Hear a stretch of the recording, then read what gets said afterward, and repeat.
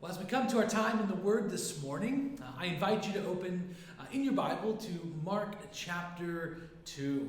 Mark chapter 2, as we continue to explore Mark's gospel, and here in these early chapters, seeing the spread and the growth of Christ's ministry.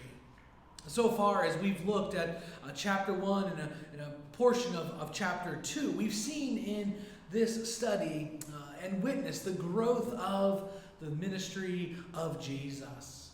We've seen how his popularity has stretched across the region of Galilee, going into the various towns and cities. We've also seen the growth of the number of followers who follow him and seek to learn from Jesus. This is seen first as he calls Andrew and Simon, James and John, and last week Levi. He says to them, "Follow me." But we've noticed that this growth in the number of followers is not just with these 5 men, but Jesus is surrounded by people as he goes into the synagogues, as he enters towns, as he spends the night in a house, or he goes out into the wilderness, or as we saw last night, people flock to him as he's sitting around the table. People are eager to see and to hear Jesus. And as we've noticed, some of these came with a real and true spiritual hunger. Others, however, are only there for the experience, what they might get out of it, a healing, an interesting story, or simply to be entertained. And still others are observing and critiquing Jesus' ministry. They're concerned with what Jesus is doing, and especially with what he is saying. And this was the case last week as we looked at the account of the paralyzed man and Jesus having a meal with sinners and tax collectors. And into the story of Jesus comes the religious leaders. And this here is another aspect of the growth of Jesus' ministry, the rise of conflict. And so beginning in last week's passage, running all the way through the end of Mark, this will be a constant part of the narrative. There is conflict between Jesus and the religious leaders over the character of God, over the offer of forgiveness and the way of salvation. This week we pick up on this conflict, and we'll explore 3 accounts that record this growing tension. And while the focus is on the religious leaders in Israel, each one of us will be drawn to examine our hearts, to consider our response to Jesus and his message. As we look at the passages this morning, the central idea that we will see coming through in these accounts is that the gospel of Jesus Christ is not compatible with man-made religion. The gospel is not compatible with man's religion. The gospel is not an add-on. It's not an accessory to religion. It's not as so prevalent today, just one of many ways. But as we'll see in the text, the gospel is exclusive. It is the way. It cannot coexist with any alternative system. As we have been seeing, we'll see today how the gospel changes everything. The gospel changes everything, and here lies the seed of conflict. For Jesus didn't come to conform to religious traditions, but to bring real heart change in the lives of sinners. And this change comes not through rule-keeping or religious observances, but faith and trust in God. And for sinners, those who are turned in on ourselves, whether we are religious leaders in the first century or living in Epsom in 2021, this is a radical message. Well, as mentioned, we are going to look at 3 passages this morning. And each passage is an account where there is a scene which is set. And this is followed by a question or accusation against Jesus. And then an authoritative response by Christ. And really in that response, in that answer, a call for sinners to examine their hearts. Well, the first account that we find is in Mark chapter 2, verses 18 to 22. And the scene is set with two groups of people. Verse 18, now John's disciples and the Pharisees were fasting. The main issue in focus here in these verses is that of fasting. And the Bible records many seasons of fasting done for good and appropriate reasons. However, if you do a study of fasting in the Bible, there is only one mandated day of fasting by the Lord, and that is the Day of Atonement. That is the one day a year when Israel's priest would offer a sacrifice for the sins of the people, and fasting was a part of that day. It demonstrated a total dependency upon God, a serious understanding of sin, and expressing a repentant heart. Now, it's safe to assume that the day mentioned here or the fast mentioned here in Mark is not the fast around the Day of Atonement. For we'll see in a minute that Jesus is not fasting, and as the true Israelite, he would have observed that day. And so we're not really told why these people in this verse are fasting. And we do meet John's disciples, who we've seen in previous passages. They could be fasting because John is in prison, and now is not the time to be feasting, but to be fasting and focused and in prayer to God. Maybe they're following his example, expressing a heart of repentance. However, there is another group that we meet here in this verse who are also fasting, and that is the Pharisees. We mentioned them last week real briefly. They were a part of the religious leadership in Israel. And they were like the scribes that we met last week. They were known for their emphasis on personal piety and meticulous observance of God's law. However, as you meet and study the Pharisees over the years, they had accumulated all kinds of their own rules and traditions and had added them as requirements in religious practices. They insisted on doing what God did not require. And they saw that by following their rules and restrictions and traditions, one could attain righteousness before God. One could attain righteousness and retain his favor. And ultimately what they did is they sought to outdo God with man-made religion. And that is the case with fasting here. The Pharisees strictly observed every fast mentioned in the Old Testament, whether it was required or not. And this resulted in self-righteousness, in flaunting and trust in their own work, instead of a trust and dependence upon God. And so we see as the verse continues, they come to Jesus. It says in the middle of verse 18, and people came and said to him, why do John's disciples and the disciples of the Pharisees fast, but your disciples do not? There was an obvious contrast here. John and his disciples, the Pharisees and their followers fasted, but Jesus and his disciples, they did not fast. And the question here is why not? Why not fast? Now, we don't know whether this question was asked in sincerity or with an attitude or heart of maliciousness. But either way, Jesus responds, and he responds with grace. For his answer corrects ignorance if this is a sincere question.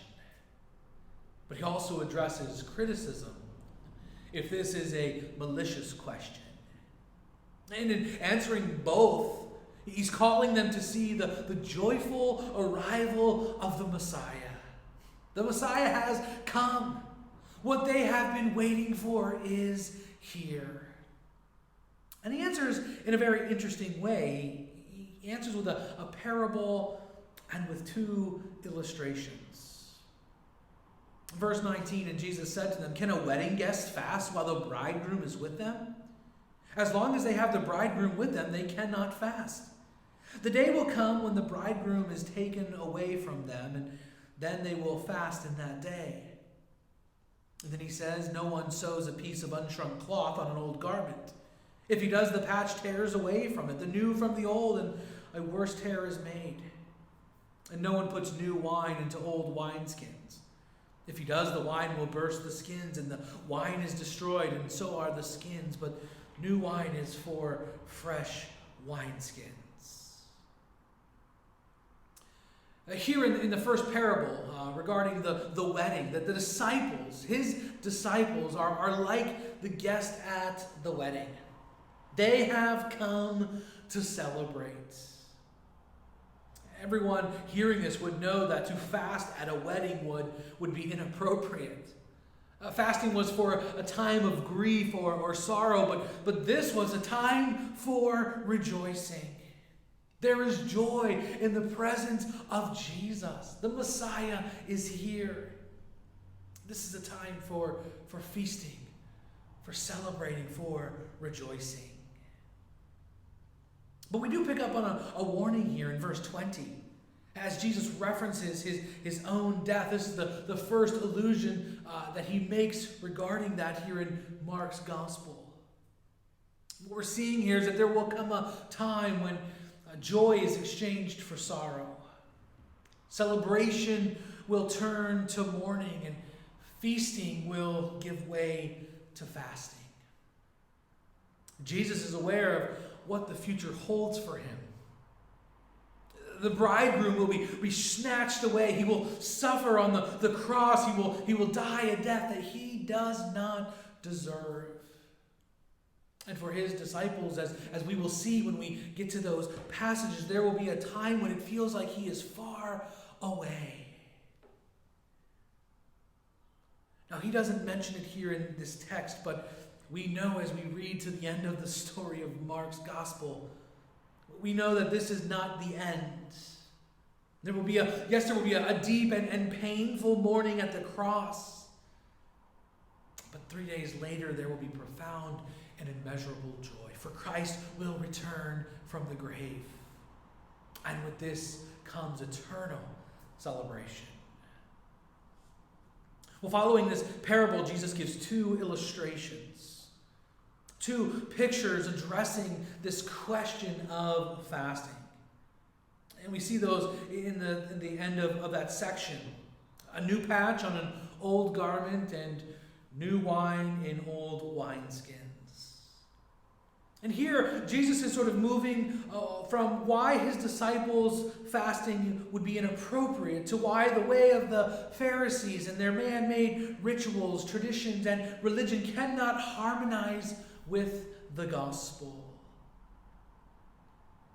Jesus' teachings on grace and forgiveness are not compatible with the idea of salvation earned through works.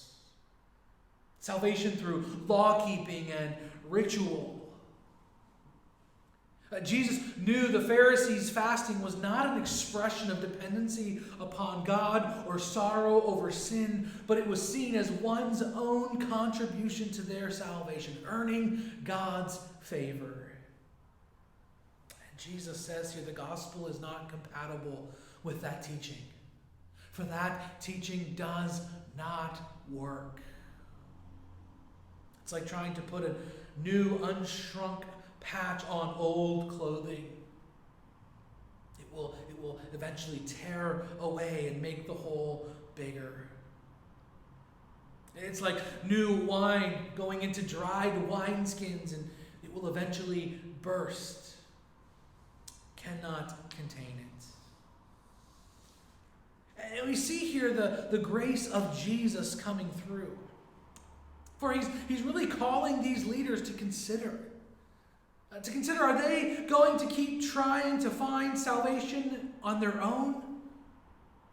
Will they maybe see if they can grab a few things that Jesus teaches and add that to their traditions and rituals?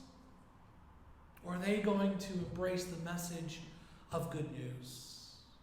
The message of the gospel which changes everything. We're not given their immediate response here in this passage, but as Mark continues, it becomes evident that they did not take this to heart, but they grew in opposition to Jesus and his message.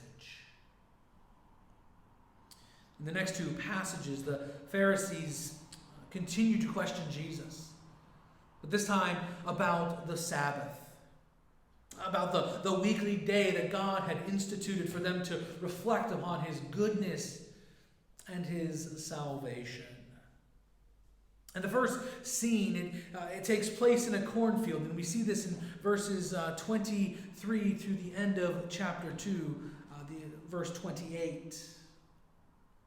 And we read in verses 23 and 24, one Sabbath, he was going through the grain fields, and as they made their way, his disciples began to pluck heads of grain. And the Pharisees were saying to him, "Look, why are they doing what is not lawful on the Sabbath?" To understand this, we need to think back on Exodus chapter 20, as God is giving the law to Israel. And one of the aspects surrounding the Sabbath was that work on that day was forbidden. People on the Sabbath were called to focus on God, to enjoy refreshment from labor. And as those who examined the law, who studied the law, the Pharisees began to ask the question, what exactly does not working mean? And I think they asked this question with a pure heart at the time because there was a real and serious punishment for breaking the law. And so they wanted to know how to avoid any such work. And so they began to answer that. But over the years, over the centuries, this turned into an implementing of a lengthy list of regulations. Ways to guarantee that you were never in danger. But what was meant to help people think about this day became the standard. And by breaking any of these man-made rules, it meant you were breaking God's law. And so as they are observing and watching Jesus, they notice that on the Sabbath, as Jesus and his disciples are making their way through a cornfield, they begin to pick grain and begin to eat. And they saw this taking of grain as reaping a harvest, as working. And in their man-made system, Jesus and his disciples are breaking the law. And so they challenge Jesus. Why are they doing what is not lawful? Well, like the previous passage, Jesus responds. But Jesus responds in this place by taking these men to the Bible. Jesus is really good about doing that. And we can learn a valuable lesson from his example of directing people with their questions to Scripture.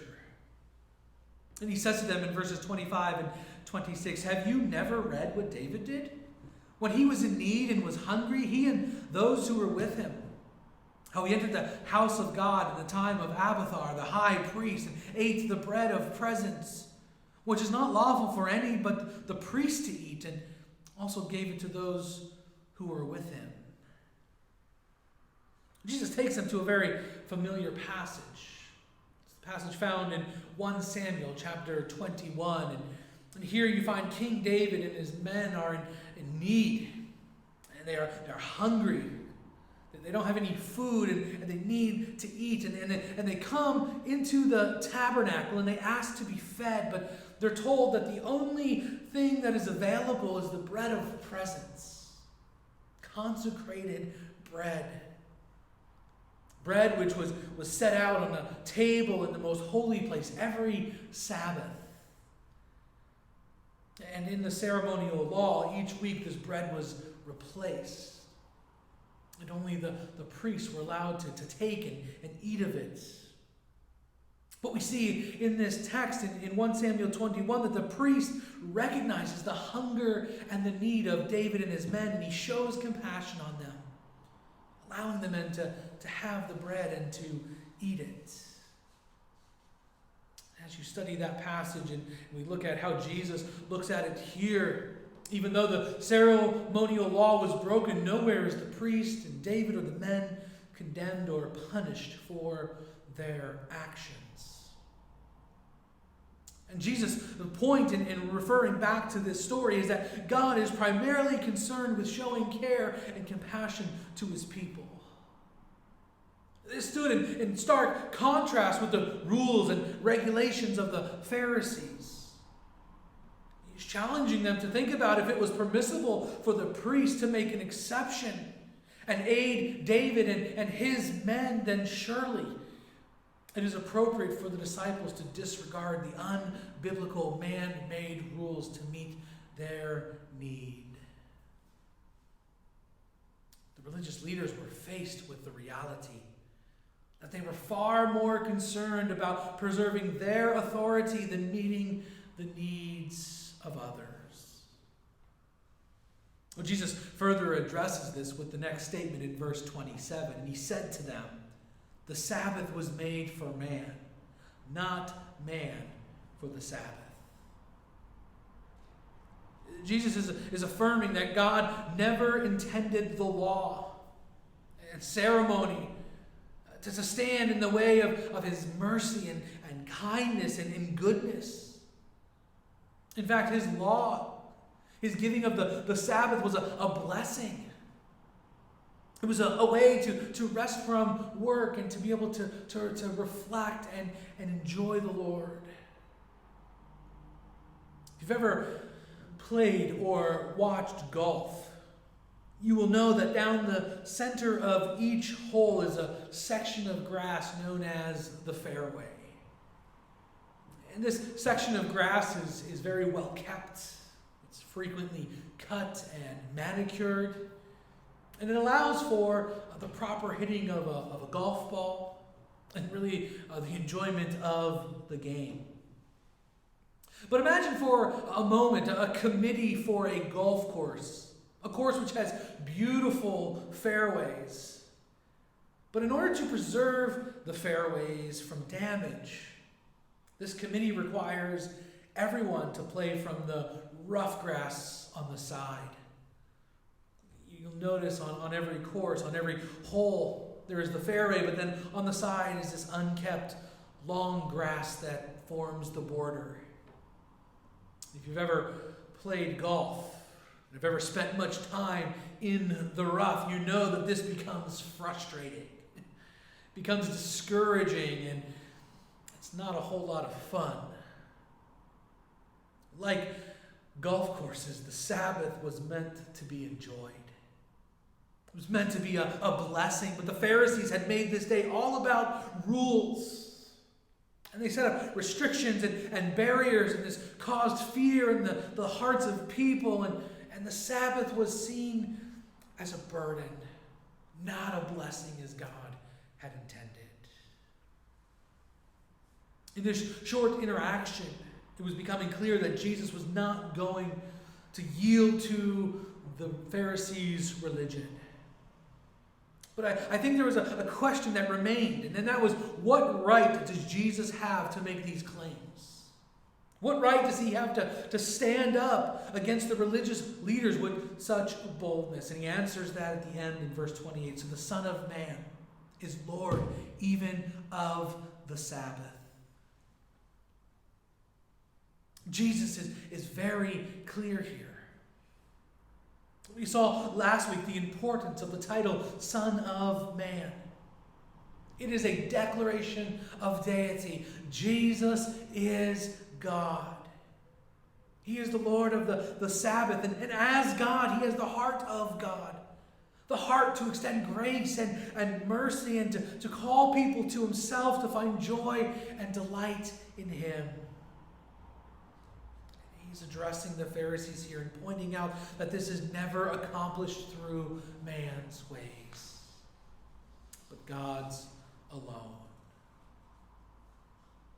Well, again, we don't have the Pharisees' response, but you can imagine what is beginning to go on in their minds. And in the next account, we see the true heart of these men burst forth as they once again challenge Jesus and receive his response. Chapter 3, verses 1 and 2, again, he entered the synagogue. And a man was there with a withered hand, and they watched Jesus to see whether he would heal him on the Sabbath, so that they might accuse him. The scene is once again taking place on the Sabbath day, but instead of in a cornfield, it happens in the synagogue. And in the group of gathered people, there is this man with a crippled hand. We're not told much about this man, whether he came regularly to the synagogue or if he had maybe heard that Jesus was in town, and so he decided to make a visit because of what he heard about Jesus and his power to heal. Or maybe the Pharisees had invited him. Whatever the case, the Pharisees, they see his presence as a way to catch Jesus doing what is forbidden on the Sabbath. And this comes back to the issue of work. And over the centuries, they had developed rules which regulated what level of care could be given to someone in need on the Sabbath. And essentially, it was determined that unless the person's life was at stake, any act of care was seen as work and therefore must not be done. And this is a really sad state. These men who were so well acquainted with the Scriptures, these men who really should have been caring for and teaching the people, we find in this text are only giving lip service to God. In fact, we see in the text that they have this sinister intention to catch Jesus violating their rules. Violating rules which they saw as equal or above God's law. This verse shows their true heart. It was all about them. Well, as Jesus comes in, he knows what's going on. He knows what's happening. And he calls this man to come to him. And you can picture the scene in your mind. The man gets up out of his seat and he makes his way to where Jesus is. And all the while, you can see the Pharisees sitting there and they're beginning to get a smirk on their face. They know it's coming. They're going to catch Jesus. They'll be able to accuse him publicly. This is the moment they've been waiting for. But before Jesus does anything, he looks out and he asks a question. In verse 4, he said to them, "Is it lawful on the Sabbath to do good or to do harm? To save life or to kill?" It's a simple question. It's not a trick question. The answer itself is very simple. To do good. To save a life. If you think about those, this would not violate any Old Testament law. For the law of God calls people to love him and to love neighbor. And surely caring for this man would demonstrate that. Jesus is exposing the weakness of these man-made restrictions and rules. God's law encouraged doing good to others. Pharisees' regulations caused them to do harm. Again, they were caught with the stark reality of their faith. And as Mark tells us at the end of verse 4, they kept silent. They wouldn't answer. And this is both shocking and sad. Here they are confronted with the tragic flaw of their theology. and they remain silent. They seek to save face. They continue to push against God's mercy, His love, His compassion. They would rather cling to what they had made and ignore the suffering man. And in verse 5, we see deeper into the heart of Jesus. It says, and he, Jesus, looks around at them with anger, grieved at their hardness of heart. And he said to the man, stretch out your hand. He stretched out, and his hand was restored. We don't often think of Jesus as angry. In fact, this is the only place in the Gospels that the text actually uses that word to tell us this. But Jesus saw the pride in the hearts of these men and the destruction that this caused. Their hearts were calloused and full of unbelief, and this resulted in them making a mockery of God and His ways, even in the midst of their so-called religious piety. But we see that this righteous anger, this anger is not out of control, but it also feels sadness and sorrow, for Jesus knows the reality of sin, the depth of sin. These men face condemnation and eternal destruction if they remain committed to their system, and it breaks the heart of Jesus. And out of grief over their unbelief and with compassion for this man, Jesus says, stretch out your hand, and immediately the man is healed. A very powerful, poignant message and a powerful demonstration. But sadly, we read in verse 6, the Pharisees went out and immediately held counsel with the Herodians against him, how to destroy him. Instead of responding in faith, or at least pausing and giving thought to what had just been said and done, these men seek out their enemy. They seek out their enemy for help. The Herodians were an irreligious political group that supported Herod and, by extension, Rome. And there had always been this clash between the Jews and the Herodians, but the Pharisees find reason to work with them. They now have a common enemy, and it would be much easier to eliminate him with their help. And this is really a sad ending. These self-professed protectors of the Sabbath, of God's law and His word, have hearts that hate God's promised one. They hate the Messiah, and they seek to destroy him. Well, as we have seen in each study thus far, the ministry of Jesus continues to spread. In these three passages, we see the growth of conflict. But in verse 7, we come back to the crowds that follow him, the popularity that spreads. It says in verse 7, Jesus withdrew with his disciples to the sea. And a great crowd followed from Galilee and Judea and Jerusalem and Idumea and from beyond the Jordan and from around Tyre and Sidon. When the great crowd heard all that he was doing, they came to him. And he told his disciples to have a boat ready for him because of the crowd, lest they crush him. For he had healed many, so that all who had diseases pressed around him to touch him. And whenever the unclean spirits saw him, they fell down before him and cried out, "You are the Son of God." And he strictly ordered them not to make him known. Well, this little sort of short section, this pause in the midst of conflict narratives, highlights the power of Jesus' ministry.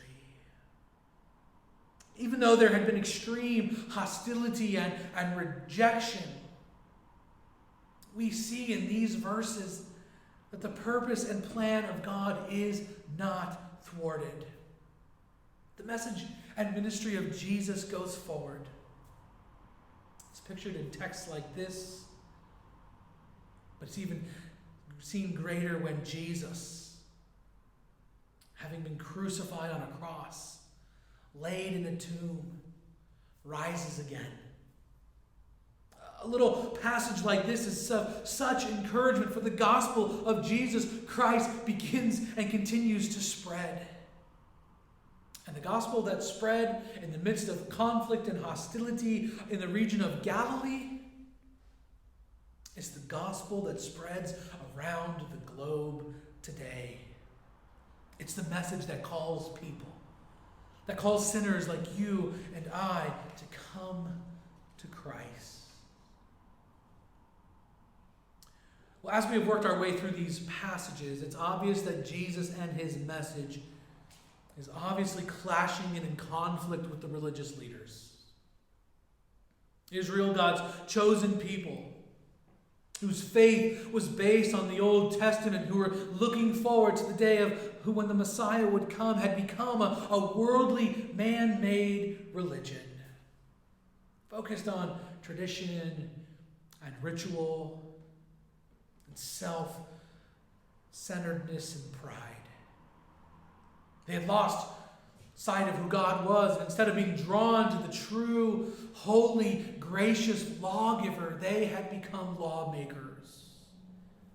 They thought they knew how best to reach God, how best to earn his favor, how best to save themselves. And this resulted in a religion leaving people unhappy, without joy, without hope, and full of pride and arrogance. And most sadly, as we saw in the text, an ignorance to the ultimate destruction which this brings, separation from God.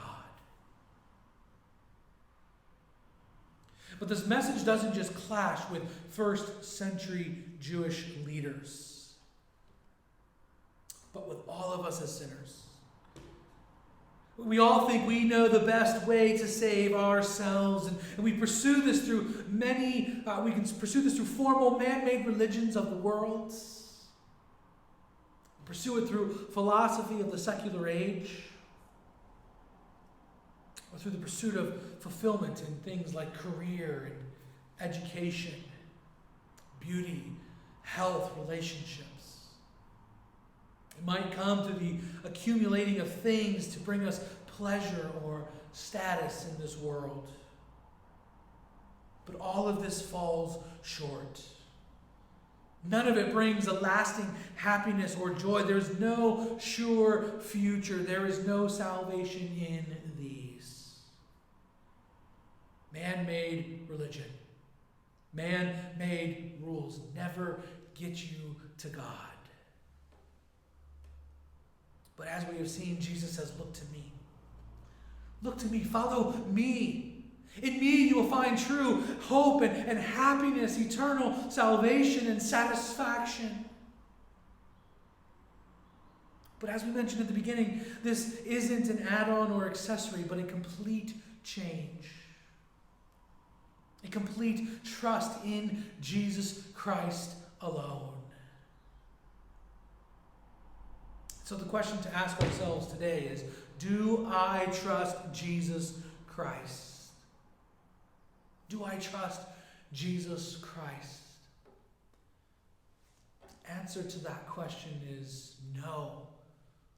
Then there will be conflicts. But if the answer is yes, then everything changes. And the blessing of this is that you will never be disappointed. You will never be let down by Jesus. You'll never be burdened by his way. For worship and service to God will flow out of a heart of delight and joy. So look to Jesus. Trust in Jesus. In him and him alone, you will find true salvation.